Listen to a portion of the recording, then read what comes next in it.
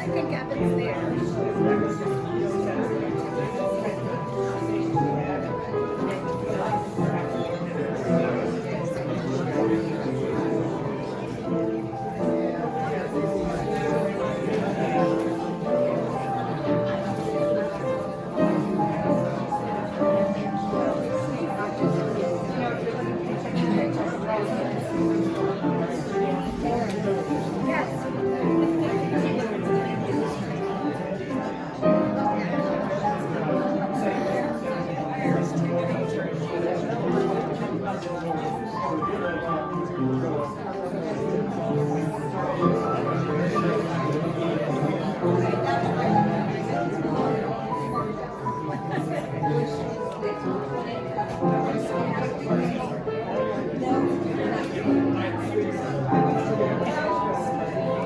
I like that better than the rain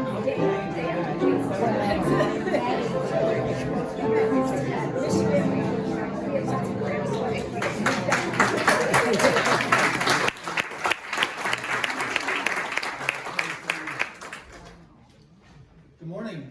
Good morning. And welcome to the Unitarian Universalist Congregation of the Swananoa Valley. My name is Evan Yannick, and I'm a member of the Board of Trustees.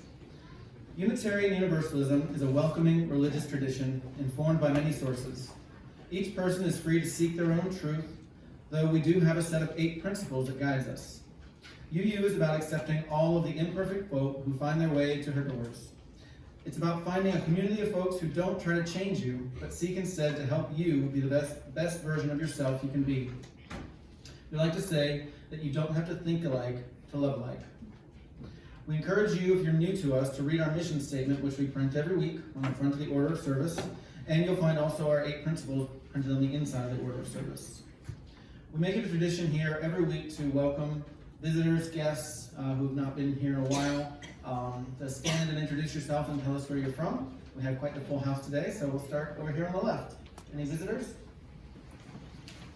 Hi, these are my nieces from Collingswood, New Jersey. Hey!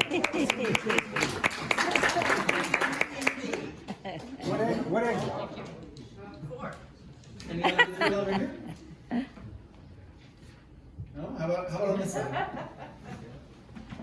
We're back. You go. Kathy and Davis Folsom from Beaufort, South Carolina. We're Unitarians in Beaufort, and we have been visiting here the last couple of summers, and we're so happy to be here. Welcome. Welcome. Yes? Anita Kurz, I live in Swananoa, but I moved up here from Florida in October of 2020. Smart. Well, Welcome. Any other visitors? I'm Sarah Hillhammer, and I live in Swananoa. Awesome. Welcome. Great to have you. And if there's any last call? No? All right. If you're interested in learning more about our church or about Unitarian Universalism, please feel free to fill out the little white card you may find in your pew or in the foyer there. You can drop it in the collection plate or leave it on the table in the foyer after it's filled out. I've got one announcement. The RE is hosting a baseball visit to the tourists. So if you'd like to go see an Asheville tourist game with the RE community, my family's hoping to be there. There's 2 dates. They're going to select from 2 dates. Whichever gets the most popular vote, we'll try to select that date to gather at a baseball game. So there's a sign-up sheet in the foyer if you'd like to do so. Yeah, it'll be fun. Now I'd like to read our land acknowledgement statement. UUCSV acknowledges with respect that the land we are on today is the ancestral home of the Cherokee and of other indigenous people. The Cherokee, through stewardship, understanding, and conservation, survived and thrived in this land. We acknowledge their enduring connection to their homeland. And now let our service begin.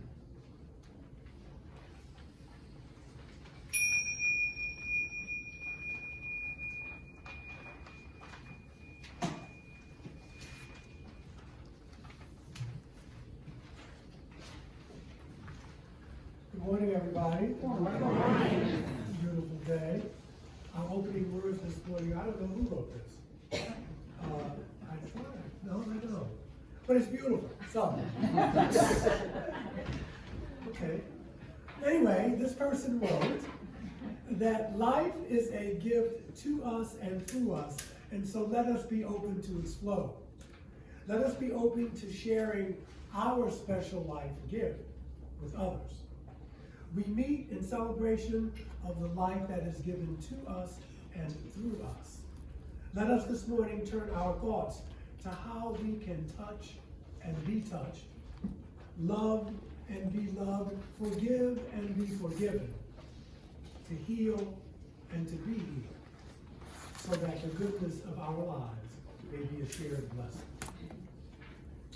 Whoever wrote that, we thank you. And so, please rise as you are willing and able, and join in singing. This is a new hymn, so be easy on yourself. Whenever you use it. It's 331. I'll play it through one.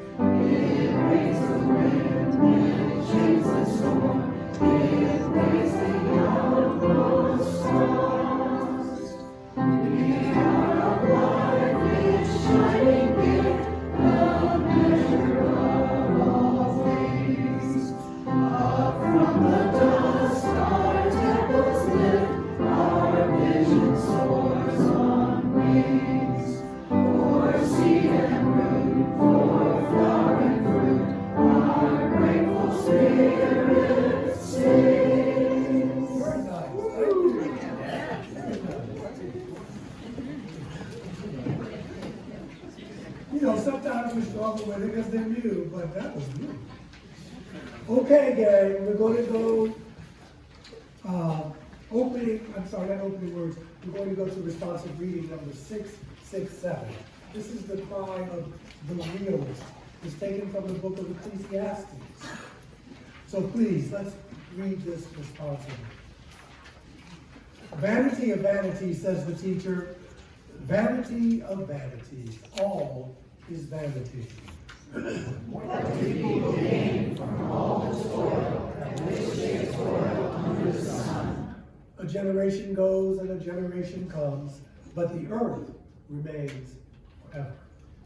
The sun still rises and the sun goes down and hurries to the place where it rises. The wind blows to the south and goes around to the north. Round and round goes the wind. On its circuits, the wind returns. All streams run to the sea, but the sea is not full. To the place where the streams flow, there they continue to flow. All things are wearisome, more than one can express. The eye is not satisfied with seeing, or the ear filled with hearing. What has been is, and what will be, and what has been done is what will be done. There is nothing new under the sun. Go, eat your bread with enjoyment, and drink your wine with a merry heart, for God has long ago approved what you do. Light is sweet, and it is pleasant for the eyes to see the sun. Even those who live in many years should rejoice in all. Oh, so good. Anyway, we have a treat. and I'll leave it to the treaters to treat you.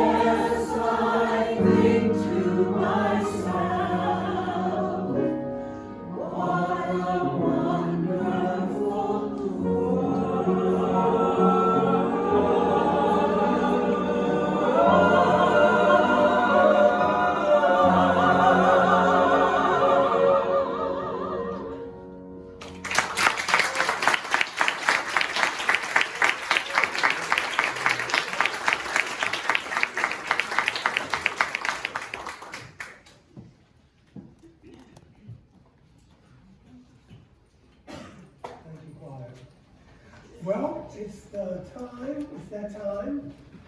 We invite you to come up to share a joy, a concern, a sorrow. And we're all adults, so you know what to do. But I want to start off the joy with a celebration because Heidi is 19 today. Happy birthday to Heidi. Happy birthday to you. Happy birthday to you. Happy birthday, dear Heidi. Happy birthday to you.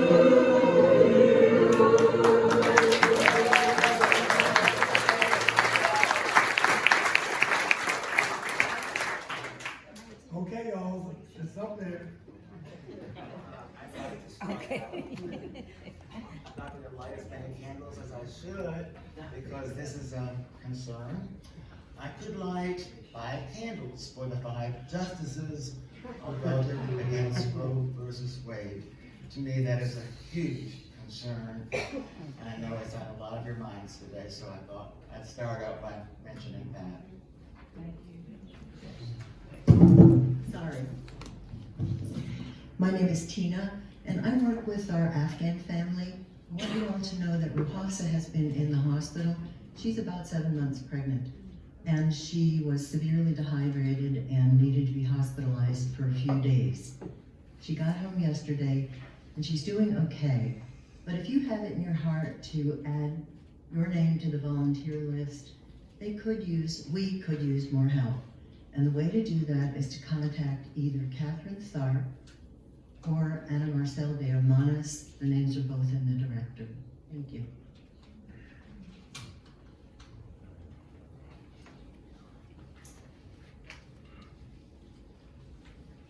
I wanted to read something by someone I love, the Dalai Lama.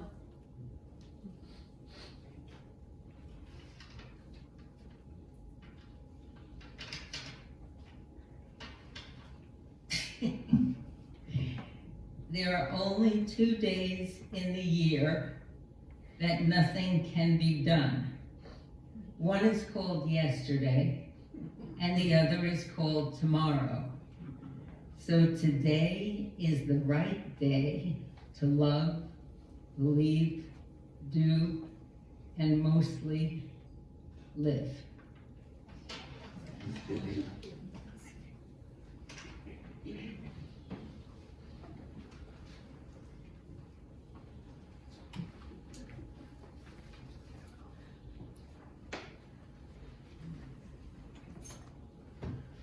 Hi, I'm Susan Hurley, and for those of you who don't know Maggie Moon O'Neill or what's happened, I'm going to update. Last week, she and her husband were giving their 10-year-old grandson a gift of taking him on a horseback riding week. And they had rented a cabin and just so excited about that. The first day she was there, she had just gotten on the horse and he bucked and she fell back on the ground. And she broke 8 ribs, cracked several vertebrae in her neck, and also broke her pelvis. So she is in Mission Hospital and has been for a few days. And she will more than likely be there for 4 to 5 more days. After that, they anticipate that she'll need a nursing home for a bit, and then probably rehab. At this point, she is welcoming cards. She's not in a place that she can return calls or even text that much. She literally can't move except for her arms. But cards would be nice. I sat with her last night, and you know she's struggling to breathe, and it's difficult for her to right now see the positive in all this. So just have her in your thoughts and prayer for healing, and just kind of hold her in your thoughts. Thank you.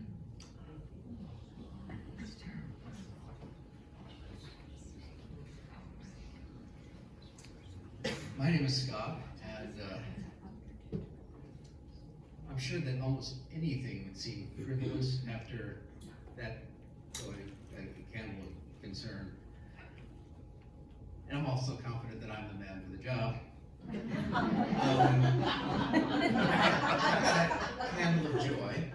And my joy is that I found myself sitting next to Jeff Hutchins, which I haven't done for years. Good old friend.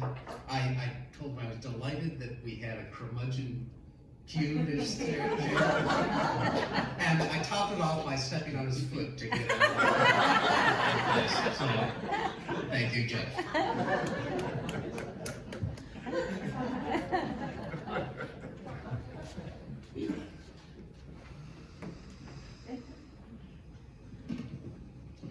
Hi, my name is Larry Perlman, and I come filled with joys today, which I'm sure is, Scott and Jeff are going, oh, not more joy. But for one thing, I have a great joy about the care committee. Two joys. One is that I got to serve for several years, serve everybody here, and it was a joy in my heart, and to work with the people who are on that committee. And the second is that Carolyn is taking that over, Carolyn Shorkey. So I have great joy that she's taking it over. And for those who are on the committee, I would encourage you, whenever you do anything that fits the care committee thing, to let her know, because she's supposed to report to the board on how many things happened, and she can't if you don't tell her what you did. So please communicate with her. She doesn't mention names, just numbers, so you don't have to worry about privacy. My second joy has to do with taking over as treasurer. I am so grateful that Lee Redding will be there, that Evan will be there, that Michael Donnan will be there, and several others to support me in this, because I'm going to need it. And my third joy is, as you know, I always mention the auction when I get up here, the gift that keeps on giving. And last night we gathered at Andy Reid's house for Risk for World Domination, and of course food. So that was wonderful. And then my last joy is today we have a potluck. So I get to eat some more. And for those of you who are visiting who go, oh no, potluck, I didn't bring anything, there's always plenty of food, and we would love to have you with us. Thank you.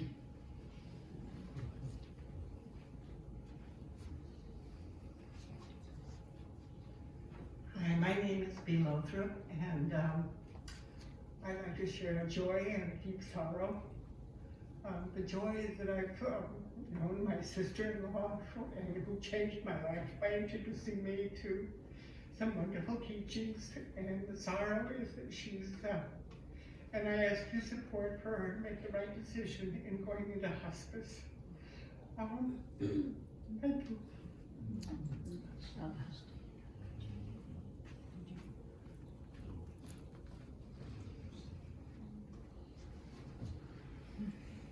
Okay. So, I want to, it's a lot going on, as always. So I want to just say, for those of you who, for whatever reason, did not come up, we keep you in our thoughts and in our prayers. And thank you. So I want to ask you to center yourselves for this meditation as you see fit. Am I going in the right order? Yes. And then after that, we will have another song from our choir. This is called One Shining Day Makes Worthwhile the Clouds.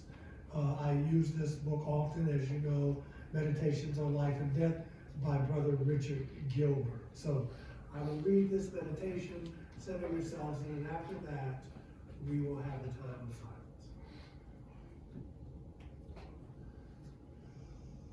One shining day makes worthwhile the clouds. Incandescent blue and green mingled with brown. These colors inspire me on this singular day.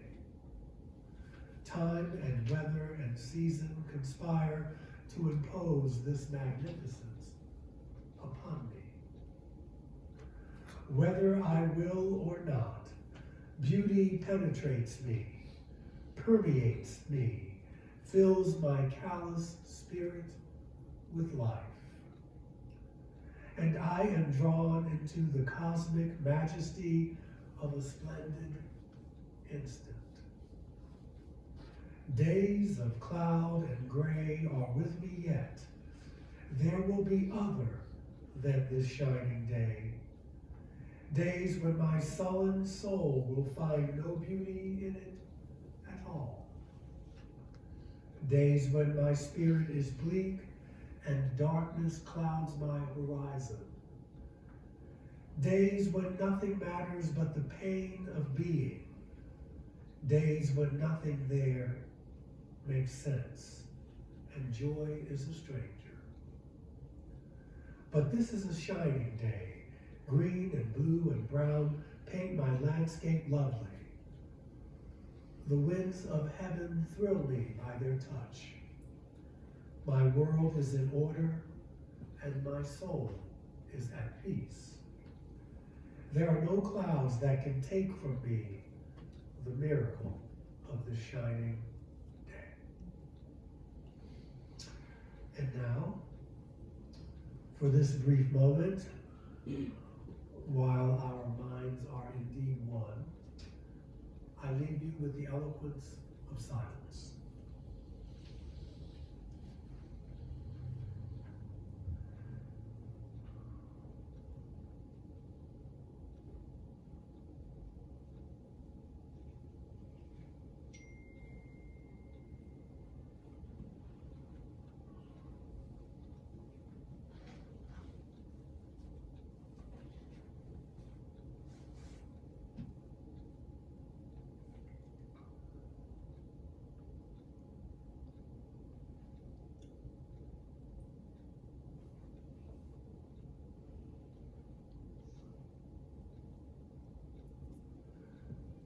And so it is.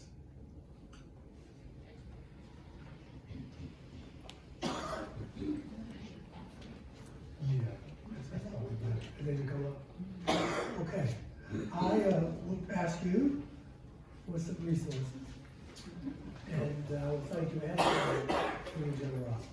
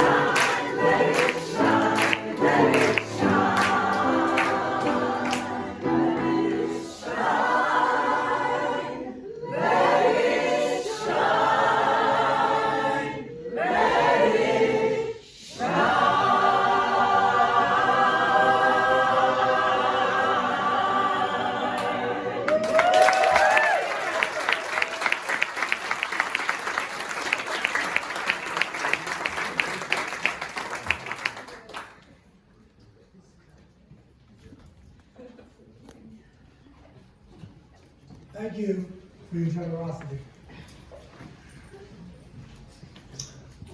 Okay, we can do this. what I wanted, this is a more of a whimsical kind of talk. I mean, I wanted to be taken seriously, but I did, what makes you happy? And so, as most of you know, I like philosophy. And so this is like Philosophy 101. But we're going to do a little philosophy this morning. And we're going to do it with Aristotelian thought, Aristotle. Not my favorite philosopher. For those of you from the Catholic faith, you know that the theology, even though he was not, he was probably what we would call an atheist, Catholicism is heavily influenced by Aristotelian thought. So I want to start out by asking,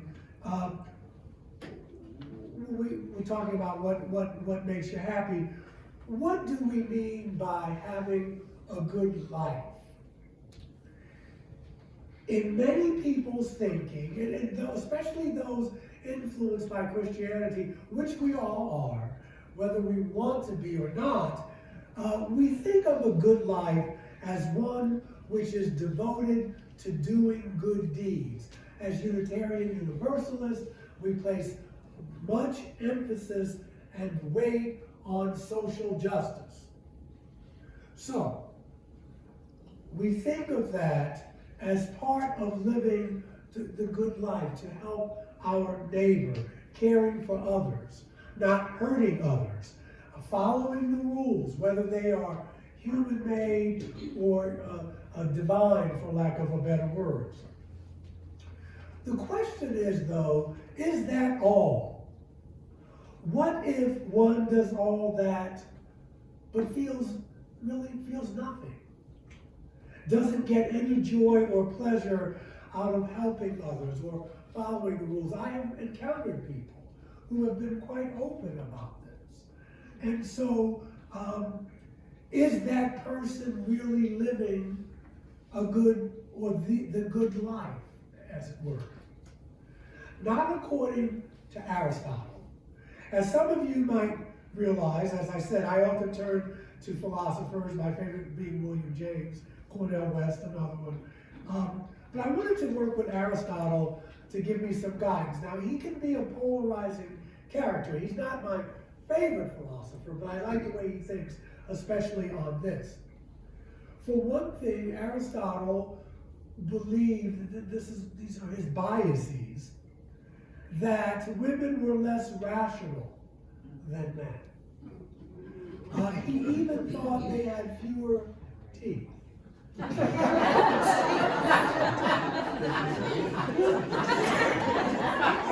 he did. Could he count? He was challenged. And he assigned to women restrictive roles in society. Now, he also lived in a slave society, but a different system than ours in a way, because in the Greek system, slaves were usually people conquered in war, and they could be set free anytime by their masters, but they were the spoils of war. But he was ignorant in a lot of things, and I forgive him that. I even heard one Aristotelian scholar say that he was a good husband. I don't know how he knew that, but I think that would help. But I want to look at some views about happiness, which I have on my phone. I have a new phone. Let's look. I have a new phone, yes. Now I just have to pay for it. But I'm trying to find, I had some ideas on happiness. Okay. Here's one. This is from, what does it say? Self-knowledge is no guarantee of happiness, but it is on the side of happiness and can supply the courage to fight for it. So here we have someone saying that self-knowledge is the key to happiness. Happiness, this is from Gandhi. Happiness is when what you think, what you say, and what you do are in harmony.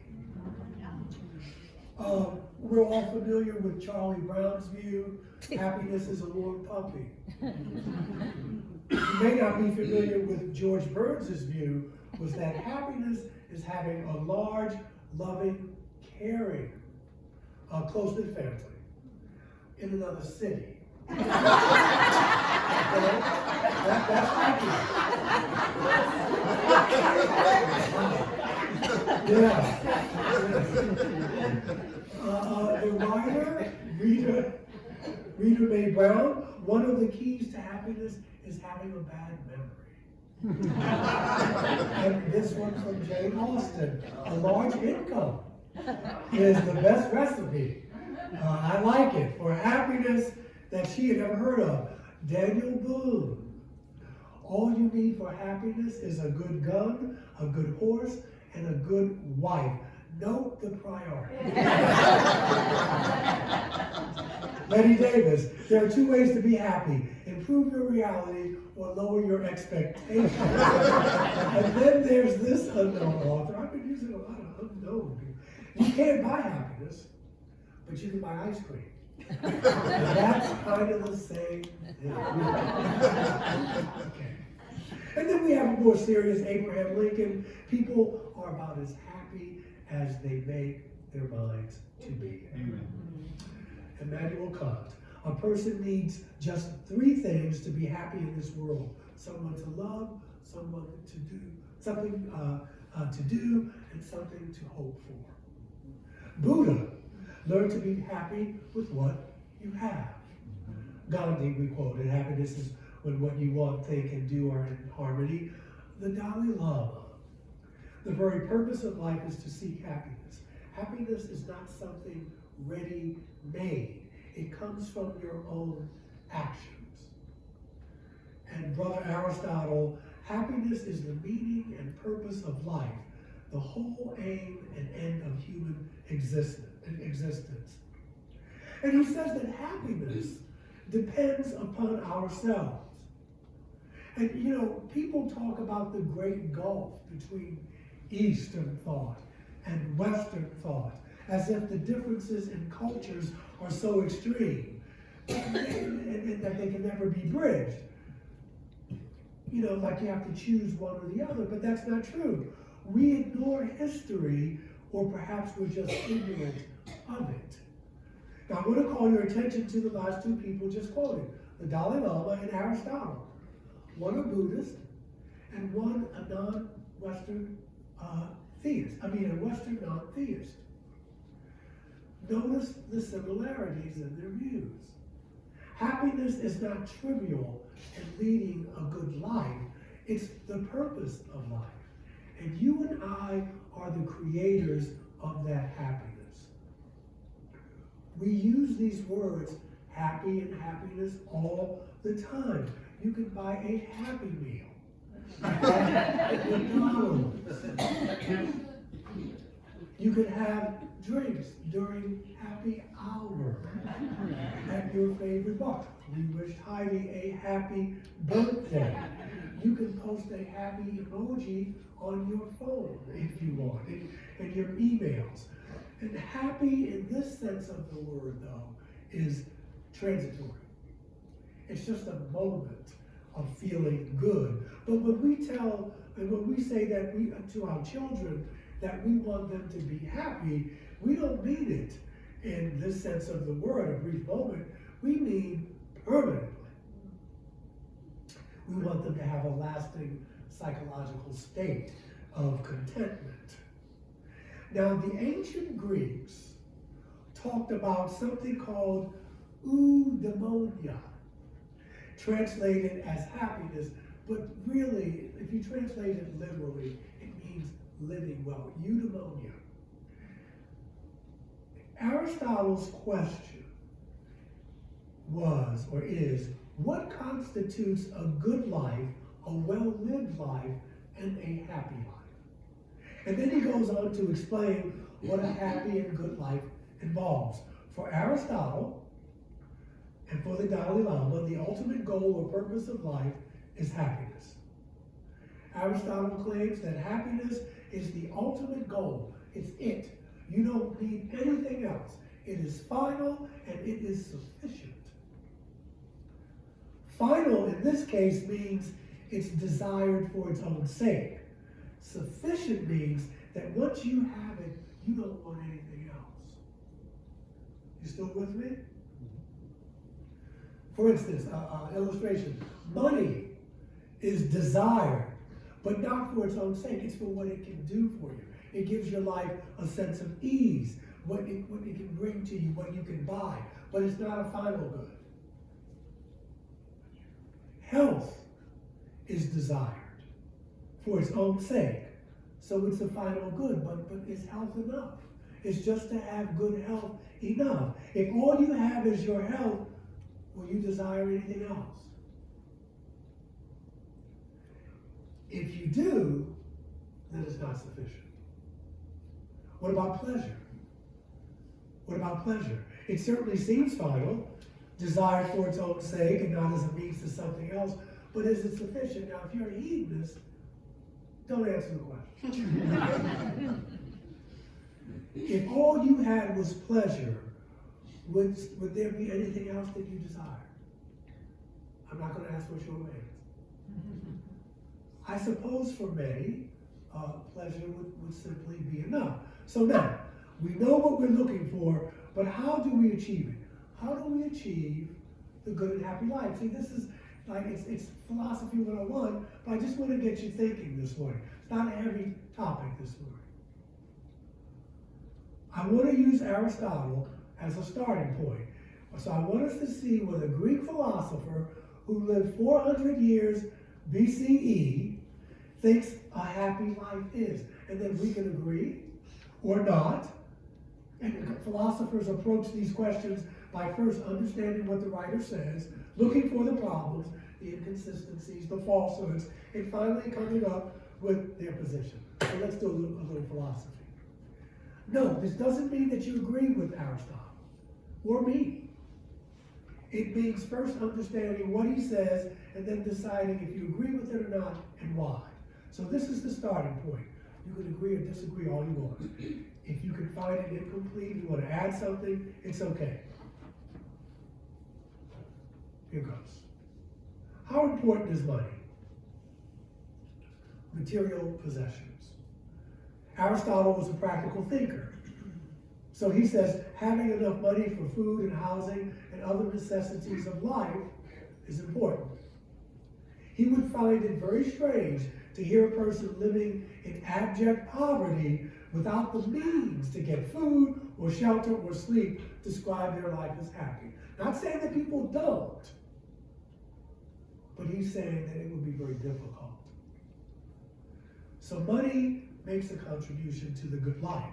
How much money do you need to be happy? How many things do you really need? How important is health for you? Again, Aristotle would find it very strange to hear a person afflicted with an incurable disease or some type of disability or in constant pain say, I have a happy life. Not impossible, but hard, more difficult to achieve. How much pain and suffering could you still experience in your life and still say, I have a happy life? And this can influence your views on abortion. This will influence your views on euthanasia, this kind of question. How important is pleasure? Many philosophers have equated happiness with pleasure, making pleasure the ultimate goal in life. Aristotle doesn't hold this view. He says that pleasure is not sufficient. On the other hand, he doesn't go the other extreme and deny that pleasure is desirable. He's an empiricist and one of the early scientists, okay, basing his views on the observation of human nature and nature. In his view, we are animals. Rational animals, but we are animals nevertheless, and therefore desire. And we are motivated by pleasure. What gives us pleasure may differ. I like music. I like anything but bluegrass or country. Little country, like Tracy Chapman or old Lionel Richie, but that's it. I love good food. I love lovemaking. I love good wine. I love animals. Not all. I love children. Again, Not all. Good friends give me pleasure. Beautiful sunsets and sunrises, they give me pleasure. I love to swim. I love to read. I love philosophy. Not all pleasure is physical. But what gives you pleasure? What gives you joy? How often do you do things that give you pleasure? Family is important in the sense that a good family contributes to your happiness. It provides friendship, companionship, hopefully, support and love. Now, interestingly enough, Aristotle assumes that marriage is between a man and a woman. But he seems to approve of the model proposed by Aristophanes in Plato's Symposium. Go back and read it, it's interesting. That there are three kinds of erotically connected couples: man-woman, man-man, and woman-woman. Okay, so he was a little more enlightened around those issues. How important is family to you? How important is marriage, children? How important is a good reputation?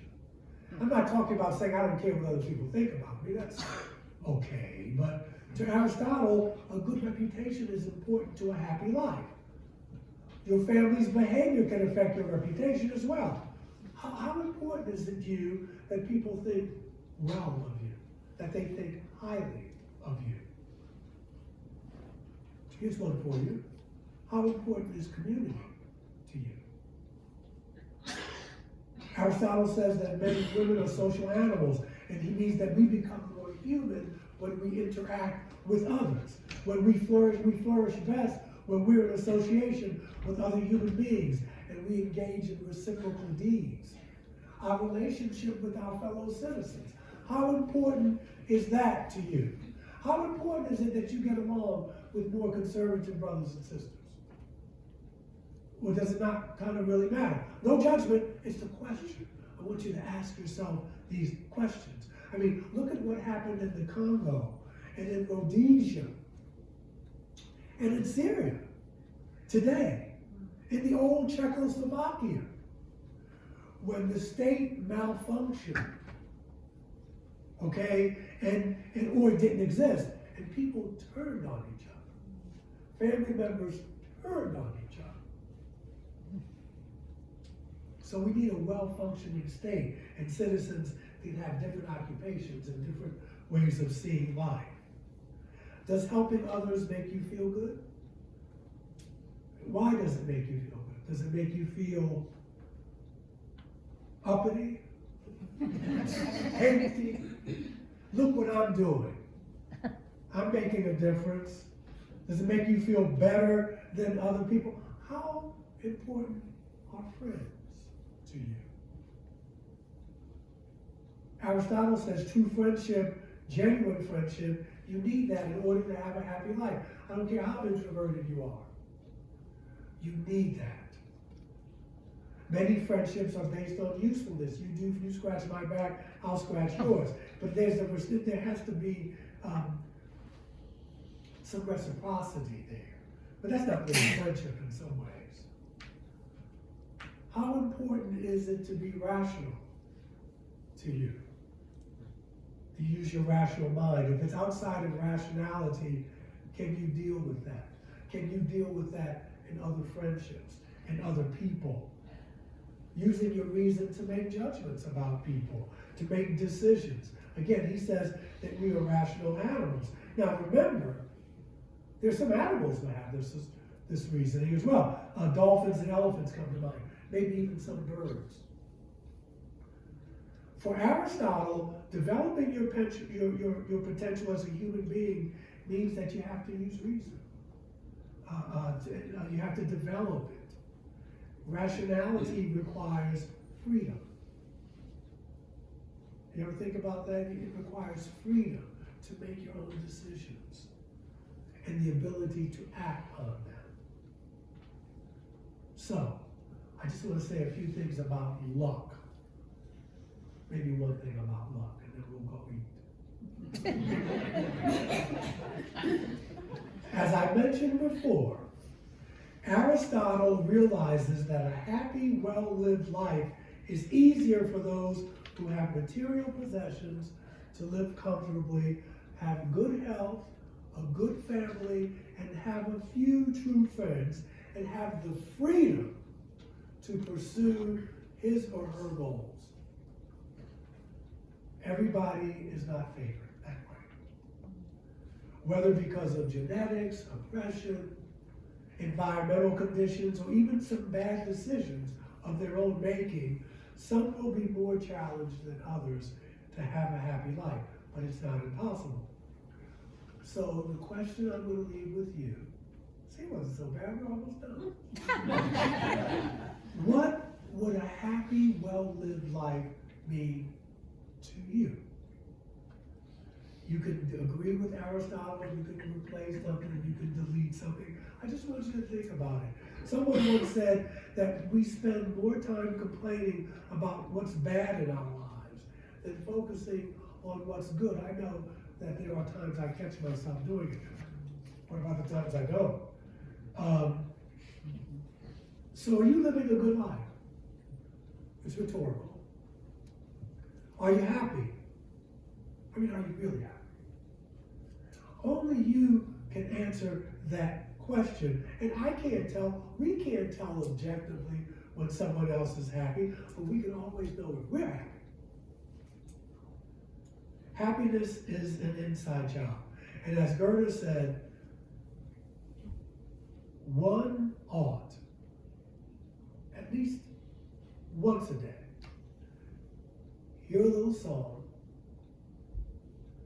read a good poem, see a fine picture, and if it were possible, to speak just a few reasonable words. In other words, don't forget to add a little joy in your life.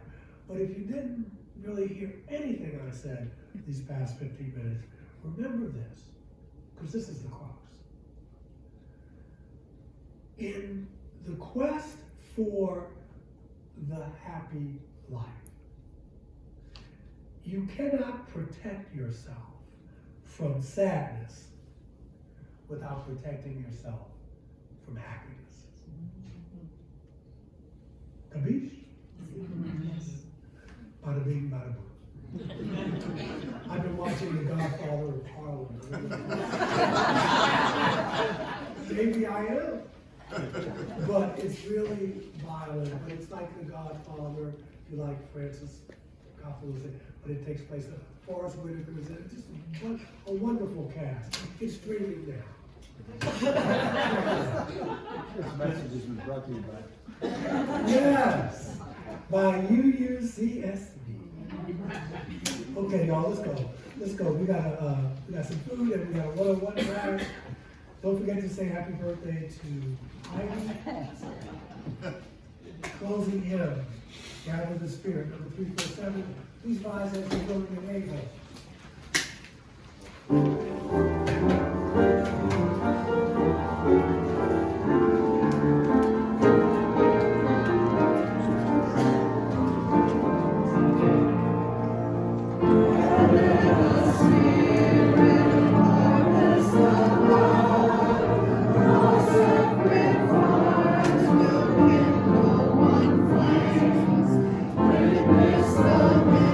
Mystery of this love.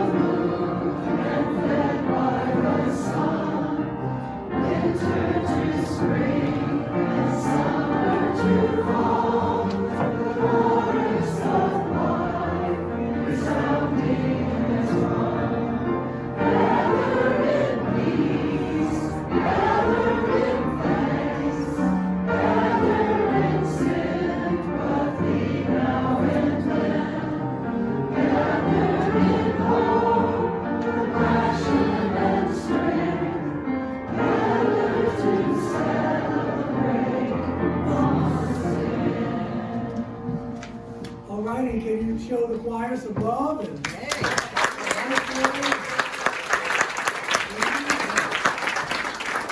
as you see, so, we have a one-on-one class. If you want to drop by, that's fine. May the love that we all share hollow every home and every heart, and may the light of truth shine bright within you now and always, or at least till we meet again. Have a wonderful afternoon.